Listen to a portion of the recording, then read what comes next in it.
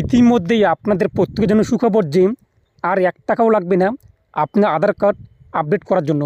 সম্পূর্ণ বিনামূল্যে আপনি কিন্তু আপনার আধার কার্ড আপডেট করতে পারবেন। এখন কিন্তু প্রত্যেকের বাধ্যতামূলক করা হয়েছে আধার কার্ড ডকুমেন্ট আপডেট।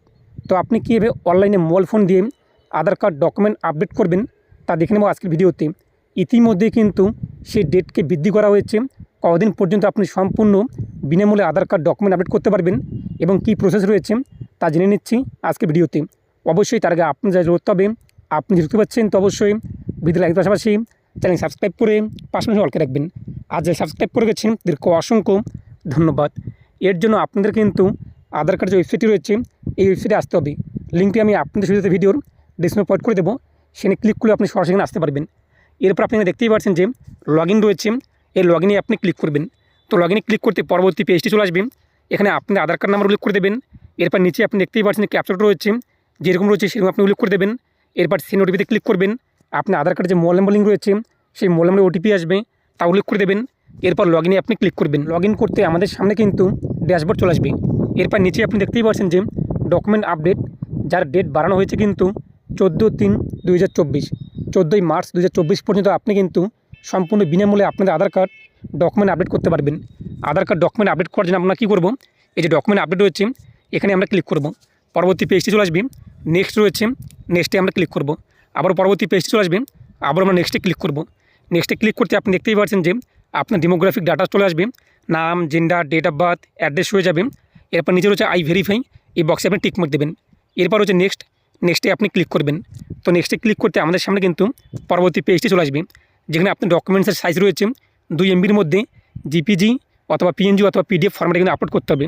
নিচে আপনি চলে আসবেন, please upload proof of identity, পরিচয়পত্র হিসেবে আপনি কোন ডকুমেন্টস আপলোড করতে চান। এখানে ক্লিক করতে আপনার সামনে কিন্তু ডকুমেন্টসের লিস্ট চলে আসবে। এখান থেকে আপনি দেখে নেবেন যে কোন ডকুমেন্টসটি আপনি আপলোড করতে চান। সেই ডকুমেন্টস আপনি সিলেক্ট করবেন, এবার ওকেতে আপনি ক্লিক করবেন। এরপর নিচে আপনি চলে আসবেন, ভিউ ডিটেলস এবং আপলোড ডকুমেন্টসে ক্লিক করে আপনি ডকুমেন্টসটিকে আপলোড করে দেবেন। এরপর নিচে আপনি ডকুমেন্টস কিন্তু শো হবে। এরপর আপনি আবার নিচে চলে আসবেন, এখন রয়েছে কিন্তু প্রুফ অফ অ্যাড্রেস। নিচে আপনি চলে আসবেন, এই ডকুমেন্টসের অপশনে ক্লিক করবেন। এখান থেকে আপনি দেখে নেবেন যে কোন ডকুমেন্টসটি আপনার কাছে রয়েছে, সেই ডকুমেন্টসটি আপনি সিলেক্ট করবেন।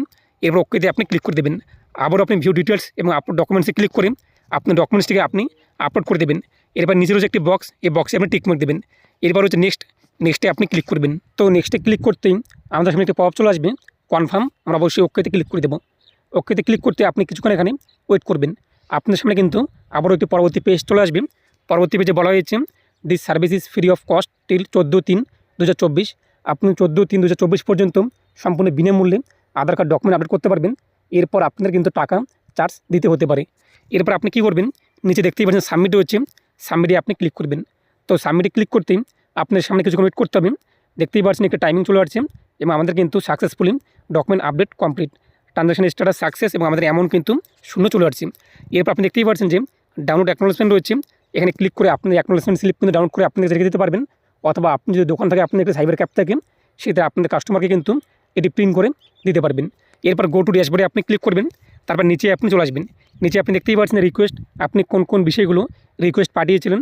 আমরা ইতিমধ্যে ডকুমেন্ট আপডেটের জন্য রিকোয়েস্ট পাঠিয়েছি, সেটা আমাদের কমপ্লিট হয়েছে কিনা তা আপনি এখানে কিন্তু দেখতে পারবেন। এবং সেটাকে বর্তমানে কী রয়েছে, আমাদের কিন্তু ভেরিফিকেশন স্টেজ রয়েছে। তারপর সেটি এখানে ভ্যালিডেশন স্টেজ চলে আসবে। তারপর কিন্তু কমপ্লিট হয়ে গেলে এখানে কমপ্লিট লেখা চলে আসবে। তো আসলে বুঝতে পেরেছেন, যাদের আধার কার্ড তৈরি করার 10 বছর হয়ে গিয়েছে এখনও পর্যন্ত ডকুমেন্ট আপডেট করেননি, অবশ্যই আপনাদের কিন্তু এই ডকুমেন্ট আপডেটটি করতে হবে।